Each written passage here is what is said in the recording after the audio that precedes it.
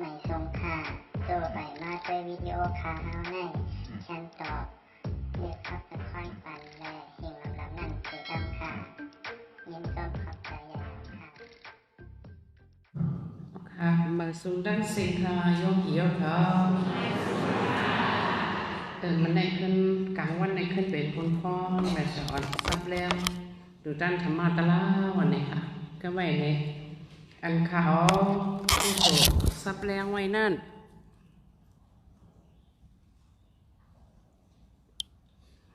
อันเขาเอาปนพรไทยเลเนี่ยค่าซับแรงบันไทยยกเยอะเขาให้พ่อบอกใจนั่นค่าเอาผู้สูงอันเป็นติ๊กที่นั่นค่ะเนาะในติ๊กที่60 ปลายนั่นเนี่ยค่าเขาเอาผู้สูงซับแรงปัญญาเยอะเขาไม่สาติ๊กที่สัมมาติ๊กที่แต่กายติ๊กที่ค่าวันนี้เขาอันนี้เนี่ยให้ยกกี่เขาบอกบองกาเนี่ยค่ะเนาะแต่ว่านั่นแหละในค่ามาซับแรงนี้อันเขาเอาพิษเอาเปิงกูเมียวอันมีเขาเฮ็ดมีจะแน่เนี่ยอันในห้องว่าไม่สาธิทิห้องว่าอย่างนั้นไม่สาธิทิเผื่อก็ไม่ยกเกี่ยวเขามาเขาการตลาดเยาเดี๋ยวจำดังพระเป็นเจ้าปื้อลาป้าไม่สักกี่เพมาซับแรงเป็นยกเกี่ยวเขาปองใจกับโอ้อันไหนมีหลงแน่เขาเอามันเฮ็ดมีไว้จะไหนเป็นตั้งผู้พี่เดินเนี่ยเขาเคยมีอย่างอันผู้จักวันไหนเป็นอันไหนเป็นอันไหนเนี่ยเขาหมอแจกเพมาแล้วเนาะหมอให้ยังหมอแจกเพมาเดี๋ยวก็เมื่อกลางในไม่ใช่ซ้ำแรงนี่คือปริศสมุปบาทสองเจอค่ะ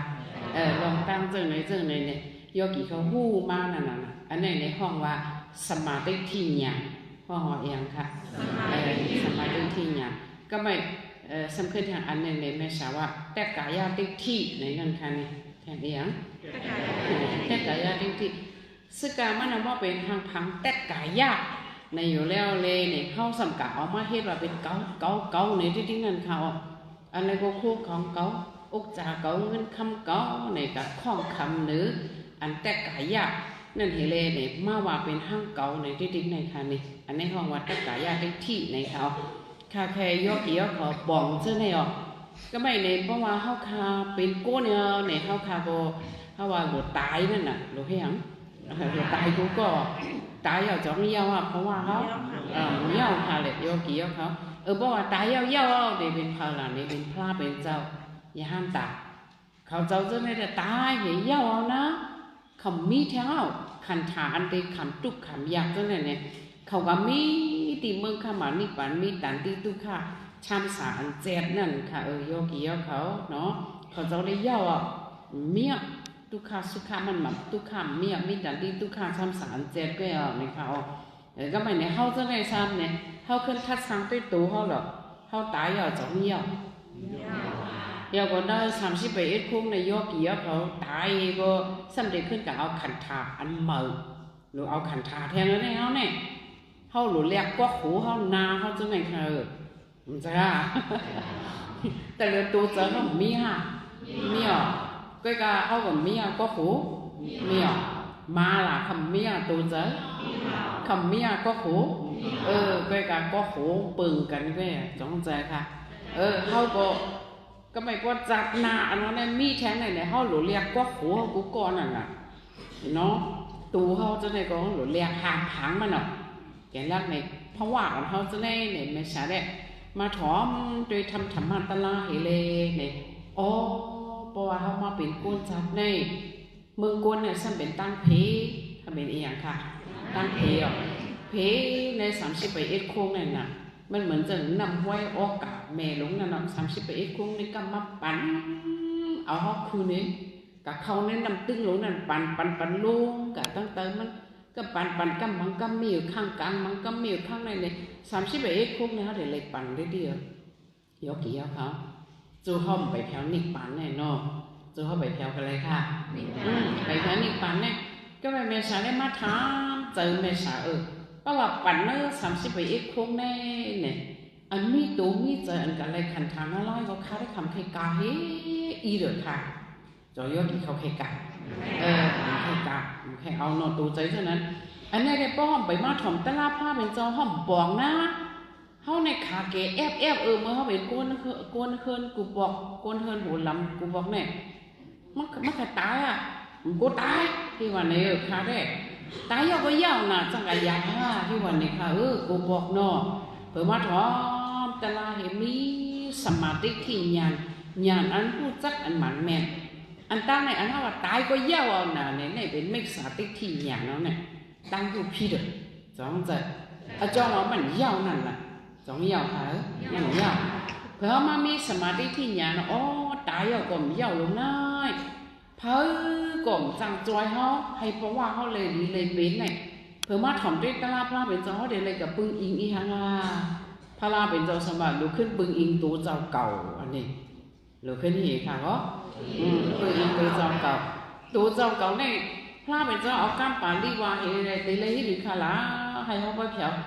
ใครเผาดีตุกค่ะใครเผาดีสุขค่ะสุกติค่ะพระเป็นเจ้าตีเลยที่ดีตีเลยบึงเผาจังบึงเผาอัตหิอัตโนนาทอพระเป็นเจ้าสมพ่อวันเลยแหละพ่อว่าค่ะก้ามปาลีอัตหิอัตโนนาทอวันนี้ค่ะลูกในคำว่าเจ้าเก่าตีเลยขึ้นปึงอิงเจ้าเก่าเนี่ยยกกี่ยกเขาเพี้ยก็เพราะว่าเจ้าเก่าตีเลยขึ้นปึงอิงเจ้าเก่าย่อไหนก็ไม่เพราะว่าที่เจ้าเก่าเนี่ยมีกุศลน้ำสัมเพลดีสุกติเพราะว่ามีอกุศลน้ำสัมการดุกติวะเนี่ยยกกี่ยกเขาเพี้ยก็ไม่ในยกกี่ยกเขากูก็เขาลุกขึ้นแจ๊ดด้วยตัวเขาลูกก็ไม่ใจเขาลุกขึ้นแจ๊ดเปิ้ลเขาแจ๊ดตัวเจ้าเก่า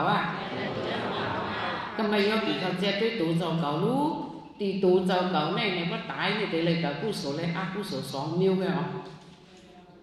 อัดมีอีสังไว้นำล่ะบ่มตอบก็ไต้หัวพวกนั้นแหละน้องใจค่ะเพียงในชากะตักยกกี่คำได้เลยยกกี่ยกในอัดมีกุศลนำเหมือนในบ่มไปมันแม่นุ๊กที่สังหอมอยู่จ้อมกันน้ำหูค่ะเลยใจสุดในอัดมีกุศลยามึงผีบิ๊กปานในบ่มว่าอะไรเลยห้อมหูนั่นค่ะใจค่ะแน่ๆเขาเป็นเจ้าเก่าเลยเขาขึ้นทัดตัวเขาเก่าในมีกุศลน้ำกุศลน้ำในห้อมหูได้ไว้ผีมันยกกี่ยกเขาจ้องเจอรู้ไรหมอแจกด้วยค่ะเนี่ยวันไหนมีกุศลน้ำแต่กว่าล่ะเป๋วันไหนได้ทำให้ไหนสมาเป๋ทำไข่กาลายปิกมันก็หมอเลยได้ไว้ผีมันเห็นไหมค่ะยกกี่ยกแกรักพระเป็นเจ้าเขาป้ามาไหนมาผุยหูผุยตาบ้านเขาหลุญาสลาลีแม่ชาโกปัญญาสลาลีมาอันตราพระเป็นเจ้าเขาอันขึ้นต่อไตมากใครเนี้ยอย่างเนี้ยเขาสำคัญเอาหยาดเขาไอ้ท่าด้วยขึ้นเจ็บด้วยตัวเจ้าเก่าเป็นอะไรให้ไหนเขาหรือบ่อมญาเสียสมาลีเนี่ยมัวเป็นมูเขาก็เอาเป็นหมาเขาเอาจับในก็เอากาเนี่ยเขาบอกว่าจังไหนเผื่อญาเสียสมาลีเนี่ยเขามาด้วยพระเป็นเจ้าเนี่ยพระเป็นเจ้าเนี่ยมันเจ้าตุ้ยเพราะว่ามันเจ้าเนี่ยตุ้ยหันถึงไกลไกลแต่เรื่องเนี่ยด้วยหันไกลถึงสางสลาเพราะสุดนั่นหันจังบอกก็ไปด้วยถึงสางสลาเพราะสุดไหนก็ไม่กูบอกในค้าในหมอมั่วป้อนในสางสลาอันว่านั่นสมบอกว่าอีหยังกูมั่วสำด้วยให้สางสลาเพราะสุดเนาะมันเขาก็เป็นผู้ด่าภาษาเลยพวกเขาฮอตะลาก็เขาก็ว่าเลยแต่ในยาสุดได้ขี้อายาเบ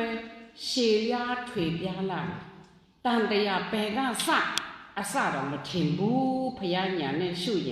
สมาเลยเนี่ยสังสารว่าเนี่ยมันยา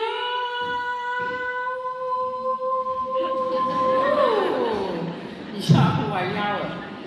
สังสารได้ตีจากกันเลยเด็กผ้าเป็นเจ้าเอาหยางตัวเนี่ยต่ำกัดถึงเลยตีจ้ามันในวันก็ไม่สามารถกังกันเลยยกกี่ยกเขาไปว่าแกแล้วเขาถ่อมตะล่าในห้องบนหลวงมีอันหมอคนขว้ามันนั่นขนาดนั้นก็ไม่เขาว่าหยางพระเป็นเจ้าอันในสักปีนี้ได้หยางคำเนี่ยอันพูมีสมวาเลย สมาสังสารในตีจ้ากันเลยมากสังสารในยาววญาณพระเป็นเจ้าสำคัญในตีเงามันว่าเนี่ยคำปองกันเนี่ยเมื่อวานนี้ญาณพระเป็นเจ้าอันนั้นเนี่ยอันอ่ำผู้อ่ำมีจ้องจะผู้มดนั่นน่ะก็ไม่ค่ะก็ถามเจ้าเสือสุขข้ามาค่ะว่าเจ้าคำปองเลี้ยงแน่ข้าก็บอกคำปองเนี่ยข้าสมองขึ้นซับเลี้ยงให้เป็นปองข้าไปเคยพูดค่ะว่าเนี่ยอันว่าญาณพระเป็นเจ้าเนี่ยสังสารในแห่งยาวเนี่ยเลยตีจ้ากันเลยมากญาณพระเป็นเจ้าตั้มทางแจ้งอันว่าเนี่ยมันบอกว่าหังเนี่ยอันนี้เนี่ยว่ะบอกก็พยายามทำพยายามทำค่ะแบบสังสารนั่นเนี่ยมันเป็นสังสารเผาสังสารมันเนี่ยว่ะเขาก็ได้มีสังสารกูก่อนเนี่ยต้องเจอสังสารเขาสังสารอันว่าเนี่ยอันว่าปั่นอยู่ดีติ๊กเนี่ยอันมันมาบ่เย่าเห็บบอกเนี่ยอุปมาตีแตงมันเขาเดี๋ยวละตีแตงมันยกกี่เขาอยู่ก็เฮือนเนี่ยลูกไม้เนี่ยเราหากินหายำจ้ะจะเขาจะเรากินข้าวพอยนั่นแหละเราเห็นเรากินข้าวพอยก็กินข้าวพอยเนี่ยปอเขาก็เราก็หาลองเงินลองตองแต่ได้เลี้ยงลูกเขาล่างเขาหามาถึงเนี่ยเนาะน่าจะปอเขาหาเงินในเตรียมทุนในจ้องบามีเราหาอยู่ทั้งที่ก่อนจ้องจะอยู่อ่ำเยาเห็ดว่าต่อว่าตายก็หังแต่ไปเตรียมทุนหลงพอตัวแต่เขาบอกมีเงินเนี่ยเขาก็ต้องไปเตรียมทุนเยอะเขาหังแพงมันน่ะเนาะก็ไม่ให้นะเนี่ยในก็ไม่กลางวันมาเรากินข้าววันอ่ะจ้องจะโลเฮ็ดแล้วโลอันโลตาเดมีเนี่ยโลเป็นปุนพ่อนปลาปอเขาตาเดคุงโลมือเนี่ยเป็นนั่งยิงเขาโลคุงโลมือโลเขาไม่ยิงเนี่ยสังสารเขาแค่ยาวเนี่ยนะเจ้าสังสารวนตุกขาของเขาเนี่ยก็ไม่โลเฮ็ดปันลูกเขาล่างเขาอุ่นก็โลหาโคอุ่นโคกัดโคไม่หมอวะเฮ็ดปันกูเมียวโกหมอสอนลิกเขาไม่ยิงในแค่หนาตุกขาขาววนด้วยเพราะว่าเขาเนี่ยเขาเป็นไปยิงเนี่ยเมื่อเขาเล็กเขาอยู่ย่องปลอกนึงลูกเขาใหญ่มากเลย4-5 ขวบสัมกูลูกเขาหมอเขาสมเพื่อนอยู่ย่องแทงปลอกนึงจอมเขาจ้าเขาแต้มกากีกาคุยก็เขาก็ไปขึ้นเลยแต้มโซ่เขาก็ไปขึ้นว่าการเขาเนี่ยมันยาวนั่นเนาะการคำมาก็กินเห็ดนอนเห็ดโมงแรงมาโมก็ขึ้นหากินหายำให้เนี่ยดีๆก็จังจะในคาราในอุปมาแต่อันเขาเหตุการณ์อ่ำเยี่ยวโตบ่ตายนั่นค่ะจังจะค่ะก็แบบอันในคาว่าสังสารเขาเพราะว่าในเว้สังสารเขาเพราะว่าอันเป็นมายาวอันเมษาวาเมื่อกี้นั่นสังสารมันเนี่ยวนอุปมาเมษากระทำเช้าเป็นในสังสารในคำบอกซึ่งว่าเมื่อดึงมีเมืองกุลเนาะคาในดึงมีคามีเมืองกุลพระเป็นเจ้าก็ดึงมีเมืองกุลซึ่งว่าข้ากระทำพระเป็นเจ้าเขากะเนาะเขาในเพราะว่าเขาในตายเกิดอันเย่ามันเหมือนเขากินเขาคำเขาเนยเขาวันกูคำกูตาอันเย่านั่นแหละกินเย่าเพิ่งกินแทงหุงแทงกินแทงหุงแทงกินแทงวันเย่าเลื่อนเย่าปีเนี่ยเพราะหนามาไหนเนาะค่ะใช่ไหมก็ไม่ซึ่งว่าข้ากะย่าพระเป็นเจ้าค่ะจัดได้เด็กค่ะเป็นนั่งเสือแสนองค่ะเป็นลูกยิ่งเจ้าเมาหลวงปลาคำใส่ค่ะเอาพระเป็นเจ้าค่ะเมื่อใครปล่อยเป็นลูกยิ่งเจ้าเมาลงจัดในคาลูกจัดเลยมาข้ากะถามให้ในเนาะจอบอกยอดกี่เขาก็อยู่ดีอยู่แม่สาวอะไรเดี๋ยวน้องจะสุเจ้าก็กะถามพระเหมือนหนังกะถามจอมคาเลยกันเขากูก็จอบอกกะถามก็แบบพระเป็นเจ้าได้ว้าวน่ะลูกยิ่งเมื่อไปนั่งเสือแสนในเมื่อเป็นลูกก้อนในเมื่อลูกตีภาวะอันไหนลูกหัวลูกตีเพชรมาลูกตีปิตามาห้าละไลมาห้าตะลิกสามมาห้าหัวเนาะลูกกันในมามาเป็นเพราะในมือข้าไปลูกกันในมานั่นจัดปุ่นนั่นเมื่อจัดปุ่นนั่นข้าสำเป็นอีหยังข้าถามแทงสุภาพถามมันแม่ชายอกี่อย่าไปน้ำหมักของดีอายุเอาอันเลี้ยวได้เลยนะอย่าไปเอาน้ำอย่าไปเอาน้ำแม่ชาเนี่ยให้ว่าตักอะไรเลยแต่เหลือเพียงเป็นสลาเลยนอนใจค่ะกำอายุน้ำมันก็อันเลยก็หล่ออันเลยก็หล่อมันไรเนาะอย่าไปว่ามันไรมันหลุดถ่อมเรียเนาะในปอถ่อมเข้าตลาดไว้ให้ตลาดยกกี่ยอดลิ้นนั่นนี่ฮะหมักน้ำเนี่ยเป็นสมถะไว้นะกว่ามึงสังไว้เขาดูการนิพพานเลยเขาจุ่มเขาเนี่ยจ้าไอ้มึงเป็นเท่านั้นสม ดังแต่ในศาสนาพระเป็นเจ้าพระสุไลก็มฮิบค่ะหมักนับเนี่ยตีแขกเข้ากลางเห็นลาดอีกหนึ่งเนาะกำค่ะได้ย้อนลาดนี้อินก่อนค่ะป้องกีก็เอาป้องกีก็อย่าไปเอาเนาะวันเป็นเจ้าเงินในพระเป็นเจ้าสุไลก็มฮิบหมักนับค่ะแก้กาพระเป็นเจ้า101กว้างมากเนี่ยเข้ายามมันหึงหนักมันหนักเข้าคันยาพระเป็นเจ้าก็ดมาในเนี่ยมันเจ้ากว้างกะยังในเลยปีป้องมา2เฮงไป5 ปากไปเอาเขา2ใจค่ะในเกกังในพุทธภาษาเฮาในมันเฮืองตาเสนมีอ่ะวิปัสสนาในมันมีตาเสนมันมีค่ะเหมือนเมืองพุทธกายาเฮาในเมืองพุทธกายาเนี่ยมันเฮาก็ดักอเปรียบเลยค่ะคือโกนในจุ้ม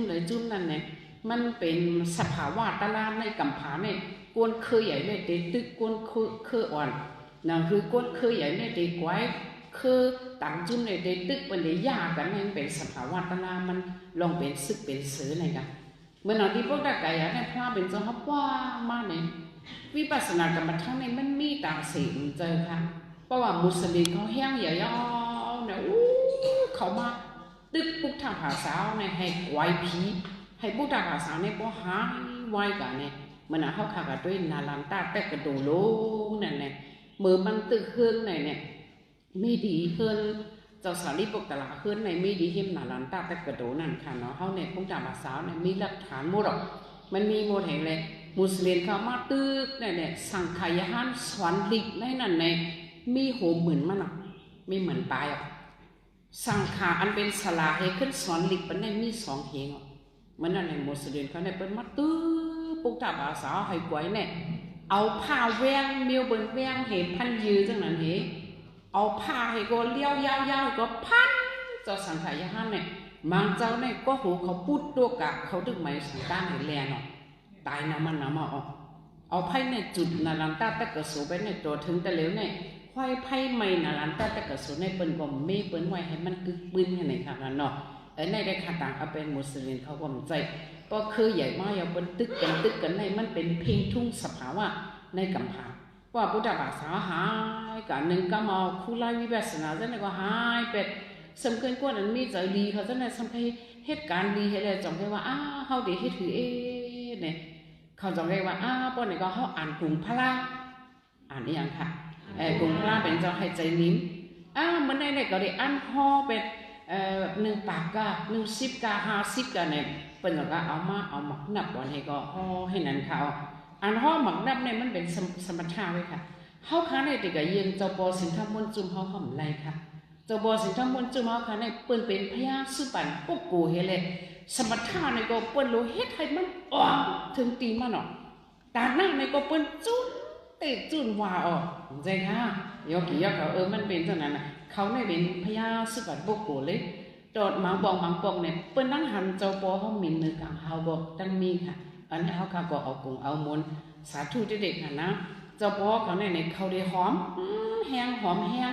สมถะก็เขาได้หอมแห้งวิปัสสนาว่องเจ้าเฮหรอกมันจะว่าหันเอาเป็นลูกเจ้าเนี่ยเขาได้เอาเอ็นแห้งมันเลยวันเขาเจ้าเป็นพระเนี่ยมันได้กุ้มกันมัวๆออกจงบอกแม่สาเขาเนี่ยสั้นได้หาเส้นตั้งหยาเนาะเส้นตั้งอีหยังเส้นตั้งหยาเนาะเขาขาไข่กว่าที่ตุกเนี่ยกันก็กับอันเขายังอันแต่เขาขาก็ไข่กว่านี่ป่าเนาะจงใจค่ะแล้วก็ไม่อันเฮ็ดสมถะเนี่ยมันเป็นหน้าผู้สูงเป็นเนาะมันสูงถึงที่เมืองสังอะไรไว้แม่สาว่านั่นน่ะก็บนขึ้นตุกลงมาก็มันก็ขึ้นหมอเป็นบูวันในพระเป็นเจ้าก็เปียศาสกามันกะแม่สาก็เนี่ยสำคึดกับปานวิปัสสนาอยู่เลยเนี่ยเขาเด็กก็เฮ็ดสมถะให้อย่างละมันนั่นเจ้าบอกเขาเด็กมือเขาได้ก็เขาอยู่หลายเขาได้ให้พวกฐานุสติป้อเกี่ยงกำกันตะลาเฮ็ดวิปัสสนาตะลาก็เป็นเดี๋ยววางไปหมักนับจังไหนเฮ็ดไหนค่ะยอกกี่เขาสองปองกับมึงเนาะในแม่ชาไข่นี้ก็ผู้อาจารย์เฮาก็มันก็เลยกู้สู้กันนั่นน่ะอาจารย์ปิ้วมันลองมันนี่ก็ไม่สามารถผีปันยอกกี่เขาเลยฮู้กันตั้งแต่ไม่สามารถรำเองอ่านรักหน้าเนาะก็ตะลาเขาก็ปั่นตุงหมดกับแถวกันเลยก็มู้ไม่สาอ่านว่าบ่ม่วนนำบ่ไกลเนาะถึงว่าหมักคือหมักนับมาเข้าเฮมันแถวอะไรก็มั่วยอกกี่เขาก็รัดไม่สาเหตุว่า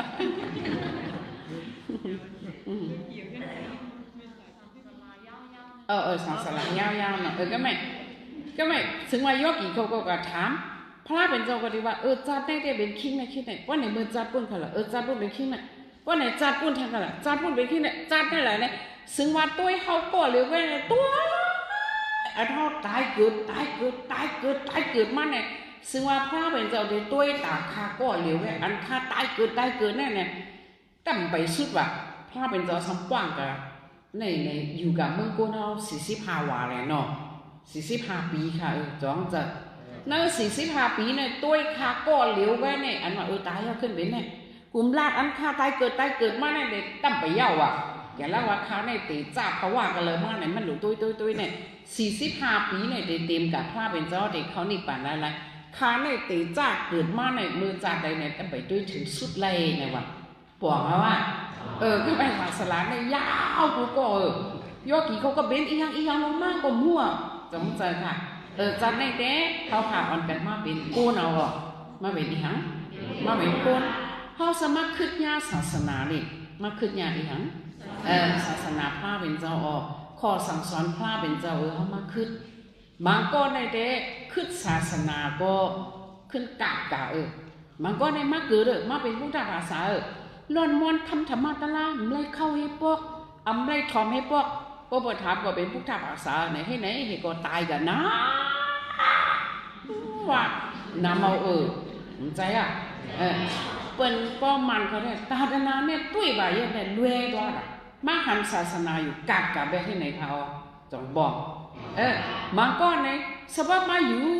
ในศาสนาโกนเฮือนเขาไม่เฮ็ดกูก็มันก็เร็วแบบเฮ็ดสบายเอากูเอามือในสุกาละมึงผีเขาได้กาจอมลอยกันในใจเตียมมันก็สมบูรณ์ในบุกจุ่มตั้งเฮือนตั้งนี้ในพวกเขาการตลาดใจมันมาเขาที่ดูก่อนเขามีจังนั้นมีนั่นน่ะเตะมีดอนรวยน่ะมาทบดีเดียวขึ้นกาดกะให้เนี่ยคนตั้งเฮือนมีมันก็เลยแบบในเหตุการณ์มีวาสนาตลาดตายหัวซุ่มจานจังนั้นเป็นห้องให้เนี่ยยอกี่เขาแกรักพระเป็นเจ้าเขาเนี่ยด้วยหันถึงสั่งสลายยาวเพราะว่าเขาการเหตุการณ์วิวาสนาเนี่ยเขาเตเลยตายเกิดเย้ายอกี่เขาพระเป็นเจ้าเขาได้เนี่ยตาได้ขึ้นเอาสาติสราบยาติมรณะก็เมียเป็นกว่านิป่านาเมืองนิป่าเนี่ยเป็นตันตีตุขาช่ำสาอันแจกมาในเขาก็ไม่เนี่ยเขาจะในก็เนี่ยตีพระเป็นเจ้าก่อนนิป่าเขาพาก็ไข่กว่าเนี่ยก็ไม่เขาไข่กว่าเนี่ยย้อนสู้เอาเนี่ยสำไรแบบย้อนก็หรือย้อนสู้เอาสำหรับเหตุการณ์มันค่ะว่าเนาะแกแล้วว่าเขาจะเนี่ยอ่อนกันมาเหตุการณ์วิปัสสนากรรมฐานเป็นการหยั่งเขาเนี่ยการเอียงค่ะการหยั่งเนาะก็ไม่เขาจะเนี่ยบ่เอาเฮ็ดเดียวเนี่ยเขาเดเลยสปิยุตาหยั่งไรค่ะตาเดเลยสปิยุตาหยั่งเนี่ยเจอสู่เขาจะเนี่ยมามีเมืองมันเฮ็ดก็คาดว่าอย่าให้ว่าเขาย้อนสู้เป็นพระถามว่ามันง่ายมันง่ายอย่าไปว่าเดินป่าจะล้างอะไรสปิยุตาหยั่ง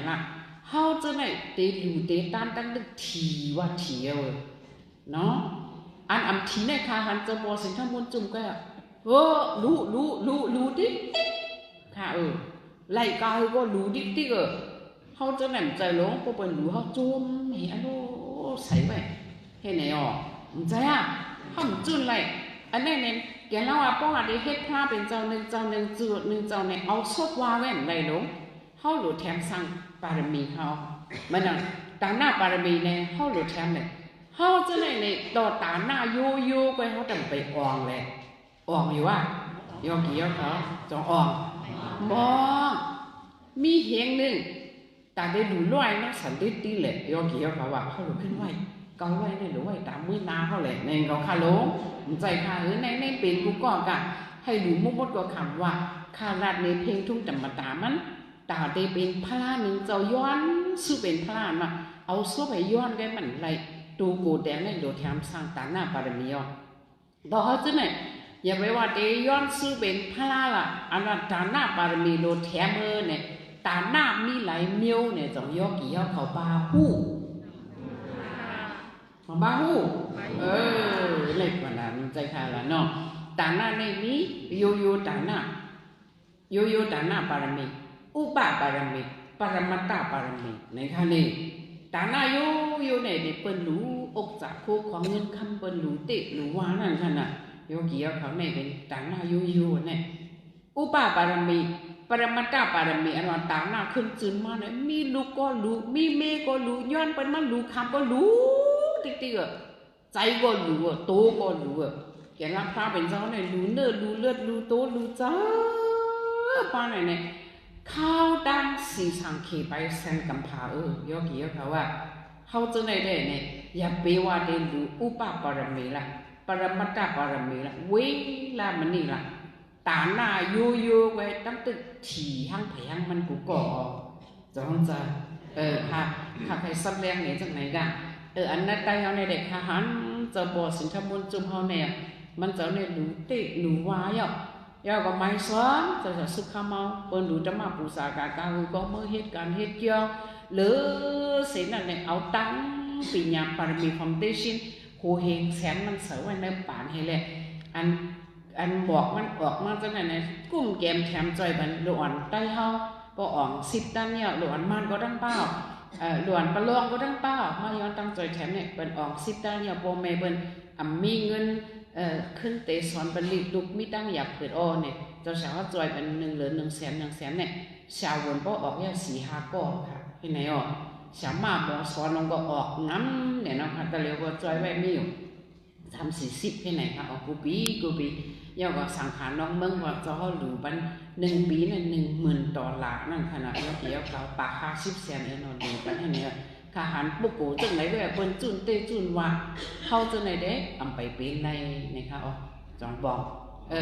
เขาจะไหนสำจิกะคำอีหยังน่ะเนี่ยกะคำแต่กะยาติที่กะคำอีหยังแต่กะยาติที่เวกะคาใครให้ยอกกี่ยอกของหมอฮู้ว่าโคของจะไหนมีไว้ในก็มันกับไก่เลยกำเฮาวันหลังให้ไรมาเวกะให้เฮาหลุดจู้หน้าในคำใจจุนข้าได้เอาก้ามข้าเป็นเจ้าสอนยอกี่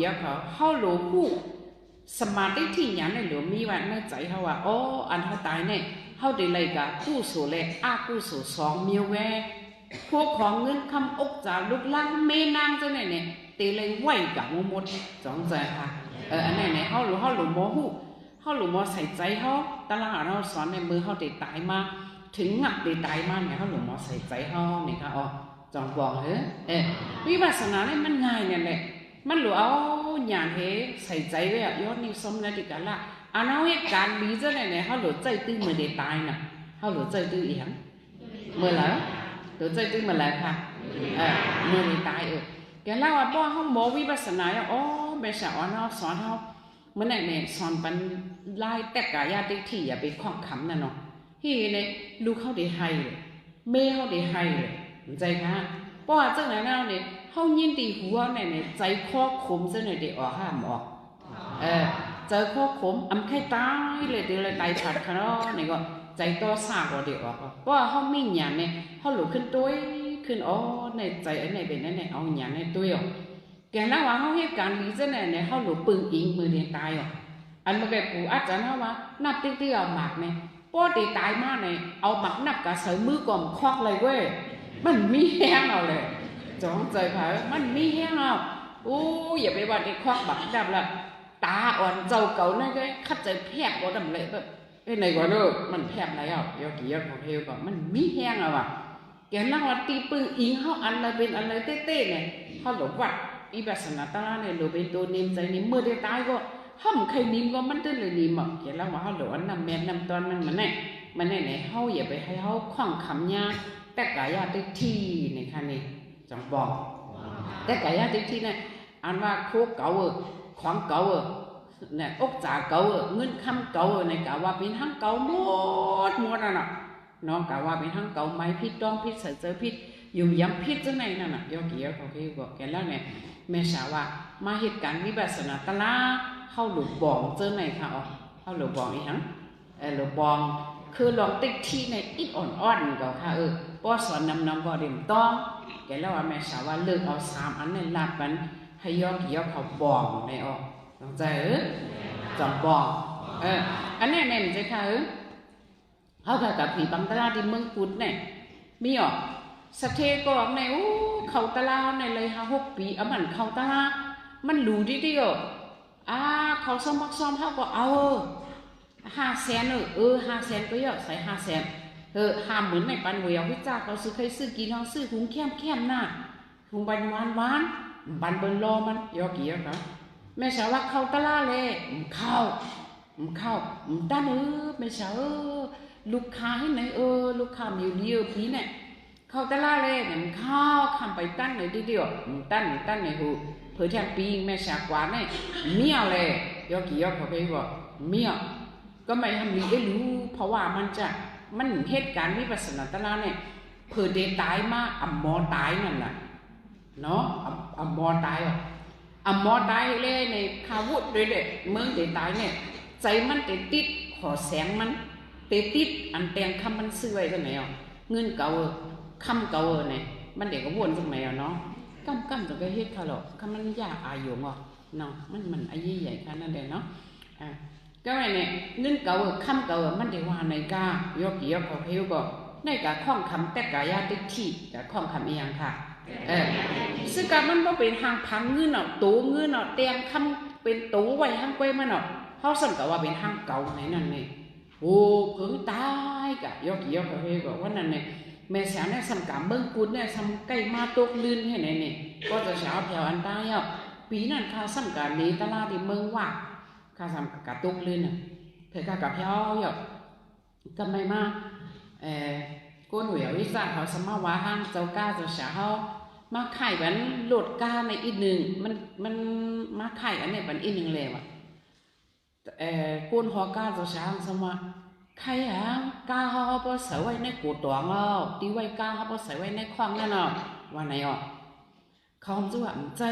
ก้าอันนาเนี่ยว่ะข้าซ้ำจัวแห้งทำกับไข่ปันหลากายกู้สวนว่าเนี่ยใจว่าเขาหลุเงินหลุคำเลยจะได้เป็นกู้สวนกายกู้สวนเขาเอาตู้เขาเจอเขากายเฮ็ดปันก็มันอะไรข้าวันนี้ไม่สามหูวันในห้างข่าวกำขาดจะได้ไข่นี้ในวันเผื่อมันก็นี่เฮ็ดไหนมันก็อ่างไข่นี้เวียวิจารเขาสมาห้องแม่สาวมีหามองเอาค่ะแม่สาวก็ทึกแถวมาว่าแม่สาวอาบน้ำอาบน้องเนี่ยเขาขาได้เห็นเขาเนี่ยว่าเนี่ยข้าก็กะกินข้าวให้ก็ลืมไข่กันเนี่ยปองมาพุงมาเนี่ยน้องยิงสะเทงสมาตัวบองยำเขาตะลาน่ะปองในมันไรข้าวมันสมามากกันตัวแม่ชาตั้งกินตั้งยำเมืองปูดเขามีเอามาหลูไหนนั่นแล้วเนาะก็มาหลูค่ะ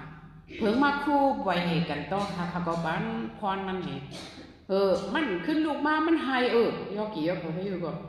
แม่ชาจั่วโหให้แห้งลาค่ะว่าเนี่ยแม่สาวพวกขาหันแม่สาวขาสองก็เป็นน้องข้าเจอถึงปีไอเขาปีไอเขาเสียงเงี้ยวันไหนเขาข้าก็จะว่าอันนี้เด็กกำไผ่กำมันปีไอสุนันไปตันดีเสียงอาศัยตึงมี40 ไปตึงหนุ่มก็กะหูหนาปริจสมกบาทไม่สาวลองตั้งไผ่ลองตั้งมันพอมาตุยเจอไหนเด็กปีไอสุจัดก่อนในมันติเลยเอาตัวใจบนตายมากปาบยุ่งตายจังไหนนั่นน่ะเนาะเอาตัวใจบนตายมาในก็พวกกรรมมันเนี่ยล้ำมาในมันมาเป็นอสักปอดมาเป็นนี่ฮะอันนั้นเอาตัวใจบนตายปริศสมกปาอจ้องอจูลองตั้งนั่นเป็นจังไหนก็ข้าปองไม่ใช่ว่ะ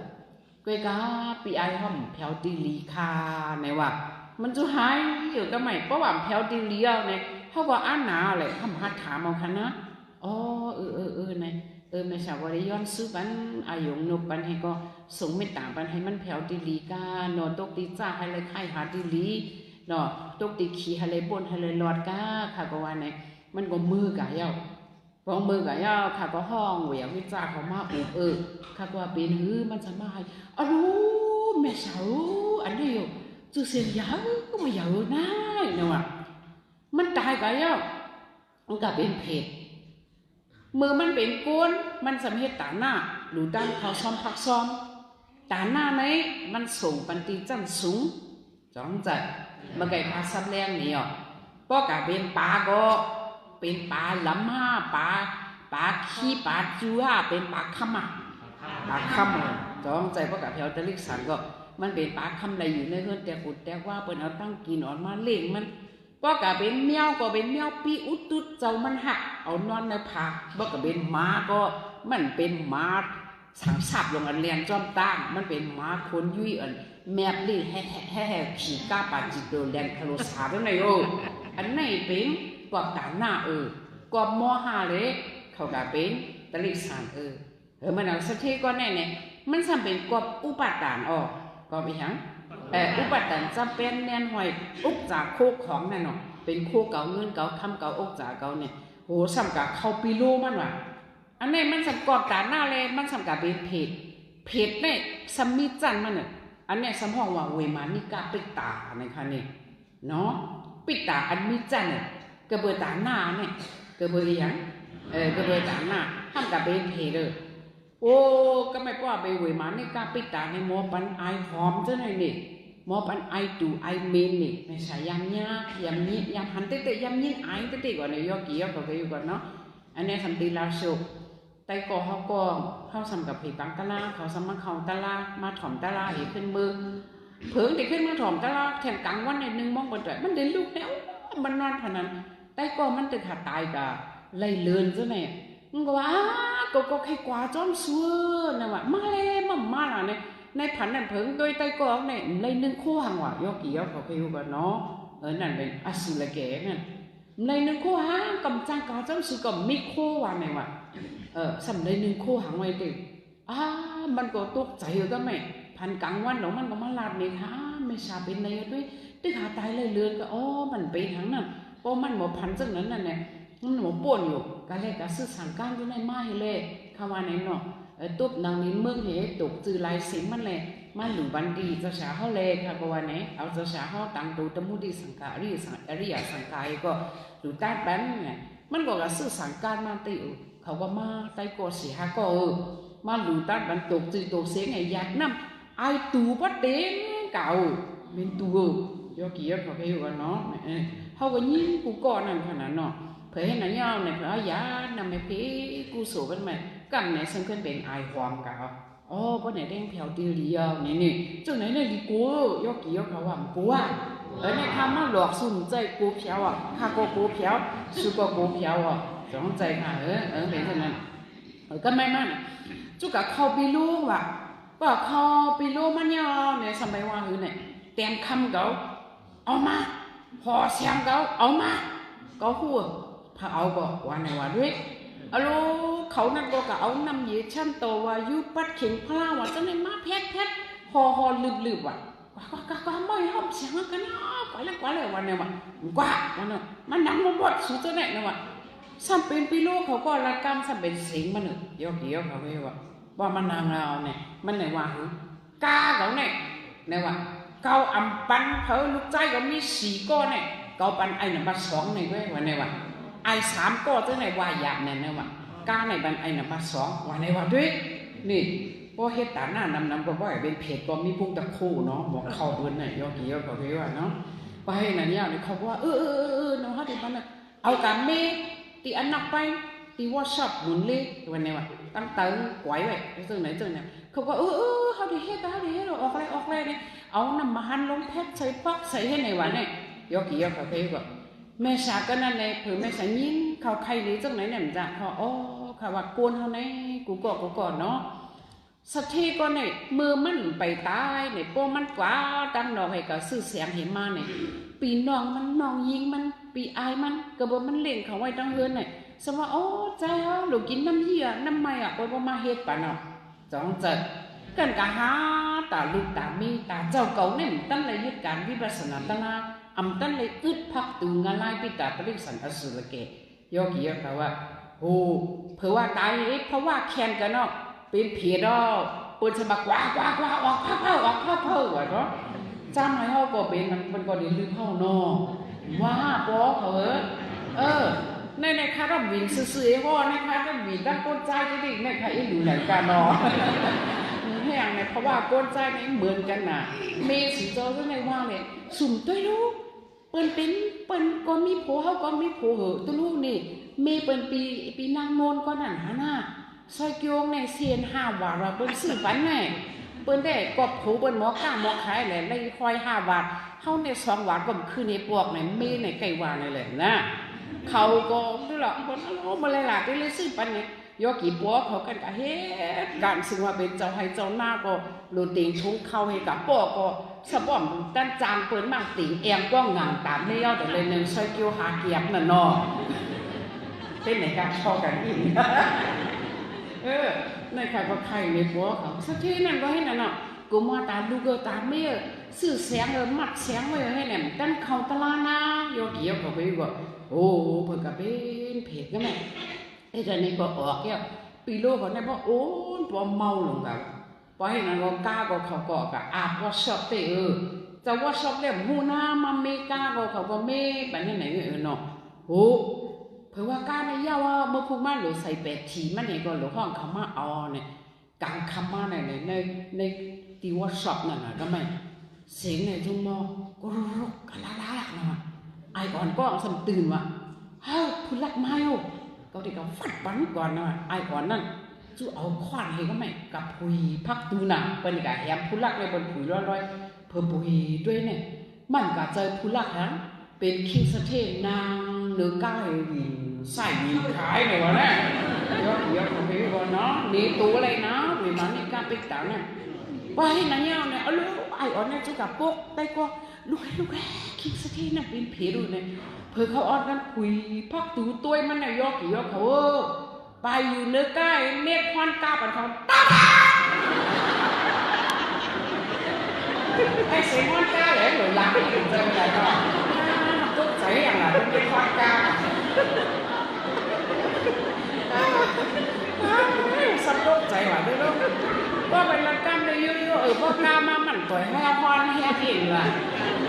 ในสัปดาห์ก็ลาก็เฮ็ดปันกูเจอกูร้องว่าตาเมื่อวันนี้ก็โอ้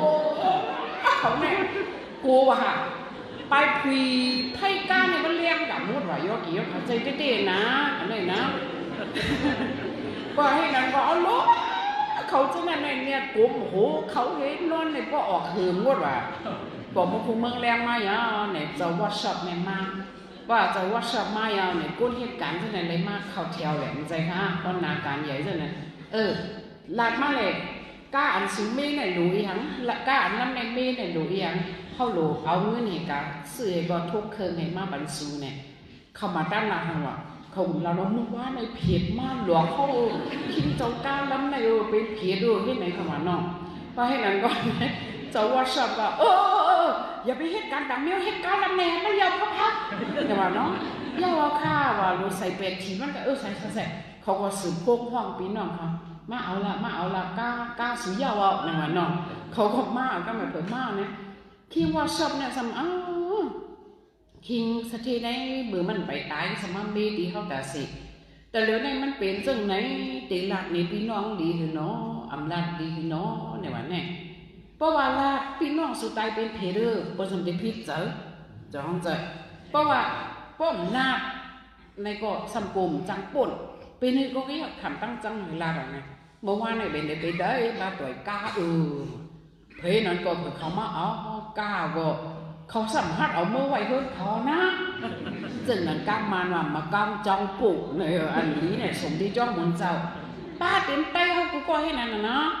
ป้อนลูกใจเขาก้นหลีเจอกินป้อนลูกใจเขาจับยาผิงยามาขี้แล้วกาวดผักเลยดิ่งเมื่อไหร่ไหนถูกขาดเตะเนี่ยเพราะว่าหลีเนี่ยสนใจกินอ่ะเพราะว่าจับยาผิงยามากกินขี้เราเนี่ยกาวดผ้าเลยมากกาวดผ้าเลยกาบุญเจ้าที่ได้แต่ดีลุงเขาเพราะว่าจ้องเหมือนเจ้าเนี่ยก็นอนเอ็นนั่นแหละเอาก้างเนี่ยเขาไว้ที่จ้อโอ้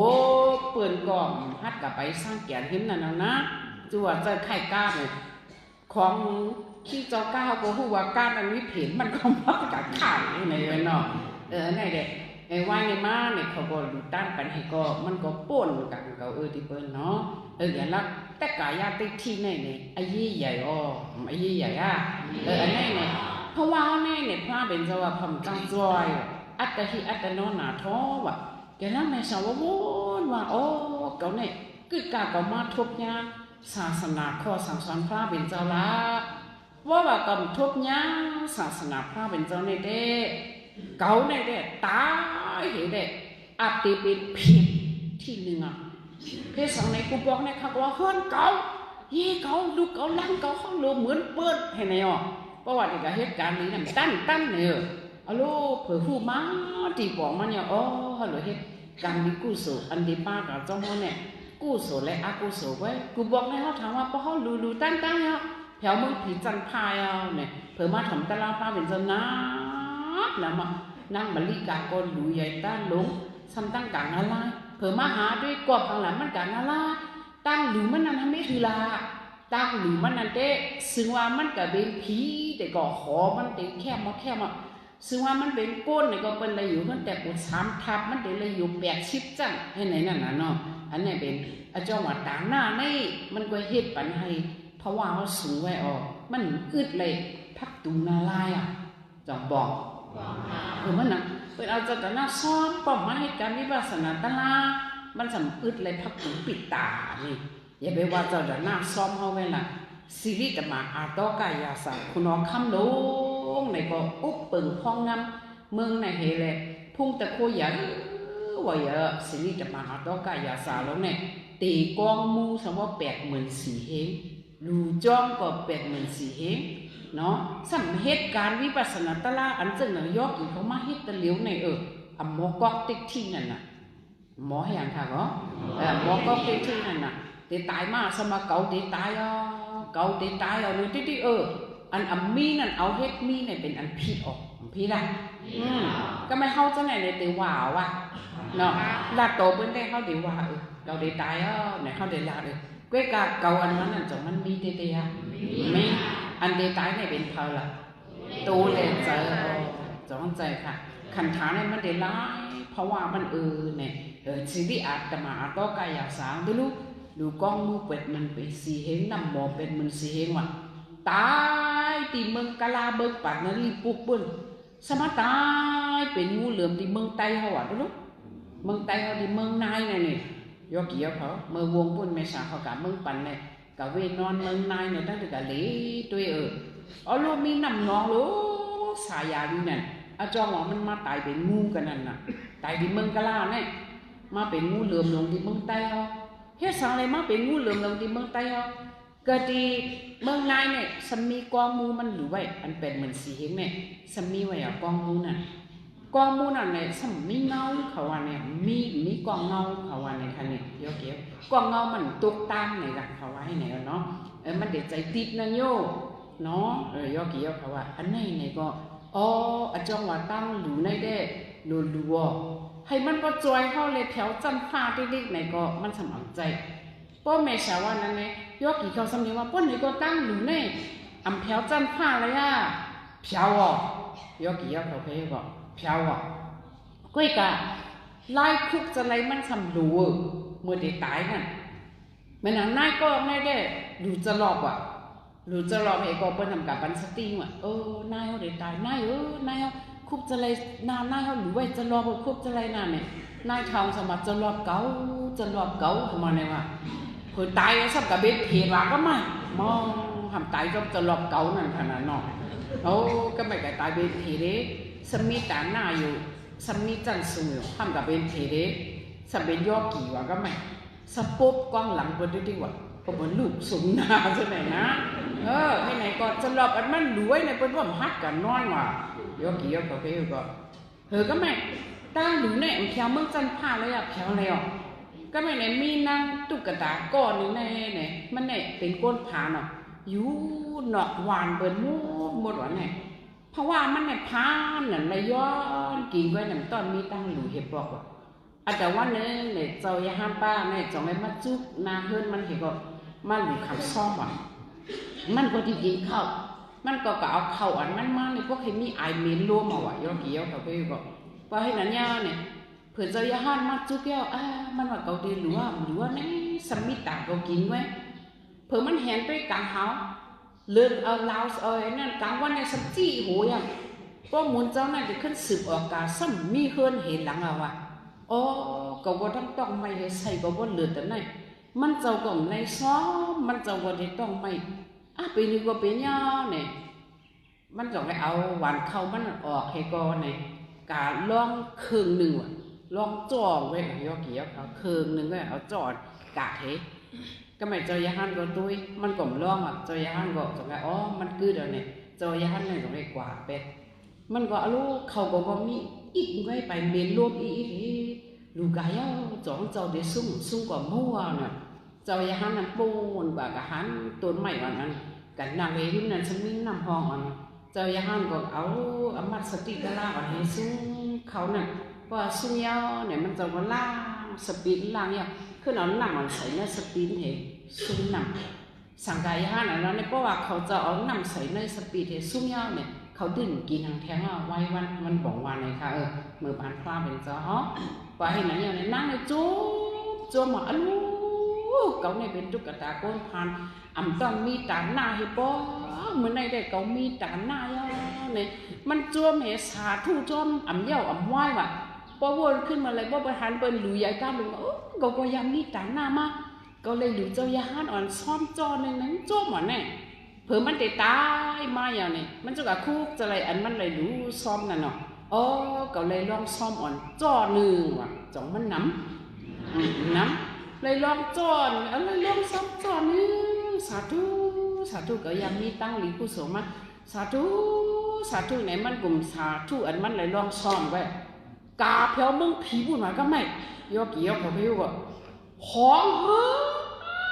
ว่าคือของนี่คือว่าคือแค่ว่ะเพื่อจะมกกันแล้วเนี่ยกว่าหรือเมืองผีเนี่ยกะหันขอในโปมาเมื่อคือลิแก่แล้วเนี่ยกะทำเฮาเจ้าขอเนี่ยเป็นพญานาคเป็นข้าวลูขอสุปีเฮอหล่ะนายเพราะว่าเขาเลยหรือเลยด้านตาหน้าเขาเลยป้องซ้อมมือเกี้ยงจังสิ่งตั้งไหนเนี่ยมันก็เป็นตีอยู่เขาจันสูงขาวามได้มันไงจองบอกก็ไม่เนี่ยสุเลยหลูหังมาติเมืองโกนเจ้าสาลิบเจ้ามอกกระดานเขาได้เป็นหู้ขนาดเมืองโกนเนี่ยเป็นตีหาตั้งผีนั่นขนาดจองเจอก็ไม่เนี่ยเลยให้หังมาติเมืองโกนเลยให้กู้สูหังมาด้านอีกหนึ่งรู้อย่าไปให้ข้าไล่ลากว่ะนางผีไหนว่ะลาดอีกนึงแหละนะอย่าไปให้ไล่ลากข้าขำใครละเจ้าสาลิบเจ้ามอกกระดานมาหลุไล่ลากเพราะเขาคู่ดีสูงเนี่ยเขาได้ขึ้นกับหมอกลาดบันดีเมืองโกนให้เปิดหมอเยิงสูให้เปิดแถวดีลีรู้หักมาเป็นเจ้าเนี่ยใครให้เวนี้สัตว์ว่าแถวดีตุกใครแถวดีสู้สุขาการที่ทุกข้าช่ำสาบนอนนิปานสุกติจะได้เนี่ยจู่ไปแถวนิปานให้แถวสุกติเขาหลวกันลาดเนี่ยมันนานหน่อยจงใจว่าขำมีตาหน้าหังคามีเขาซ่อมอ่อนจ้อหนึ่งไว้ค่ะเนาะไว้กับมือขาดตายแน่ข้าก็คู่จะเลยตาหน้าตั้งหลวนใครภาษาทุ่นเนเจอค่ะติ๊กวันไหนวะเจ้าว่าตาหน้าแน่